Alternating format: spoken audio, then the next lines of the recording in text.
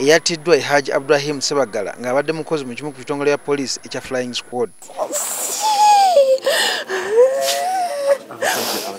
Kigambibwa nti yattiddwa abazigu abadde batambulira ku bodaboda okutabadde number plate nga bamulumbye mu mmotoka mwe yabadde ne mukazi we nga badde awaka ku ssaawa ng'emu n'ekitundu bwe batyo n'omusindirira amasasi olwo ne beeyongerayo.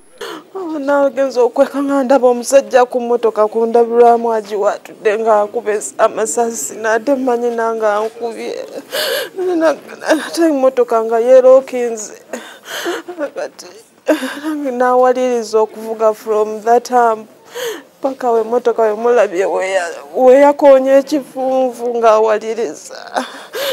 Twabale tuyimiridde awo n'akuba essasi oba ng'amanyi tugera mutayiza n'akuba essasi mundu n'agitwalira wano waati naye nga boda yo teyabaddeko nnamba ng'ayambadde gundi ya black kooti ya black weight kamutonotono. Newankubadde ng'omugenzi yabadde atambudde n'emmundu ekika kya basitola teyasobodde kukikozesa olw'okuba abazigu bamwesoose. Babadde babiri kubanga omu yadde avuga mala ng'ali mu mabega ne basoose ne bajja ne bayimirirako naye nga tetubategedde tubategane nga beebuzaabuza kitegeera.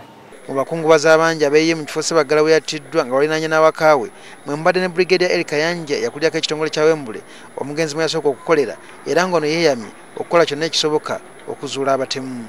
Amawulire gatandise okuvaayo agamu agatandise okuhiitinga nti wano waliwo abantu abategeerekeka abayinza okuba nga bakoze ekikolwa kino so tujja kubayiga mu bufunzi.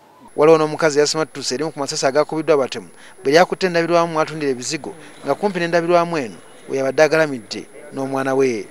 Kati we nawadde ekikuba saabifuddeko nawadde manyi oba bodaboda yeegize oba omupiira gwabise ogw'emmotoka oba bodaboda saabifuddeko nagaza okuwulira bullet ekintu ekyayera kivuga kati kye nasembyeyo okuwulira nga kizze wano eno.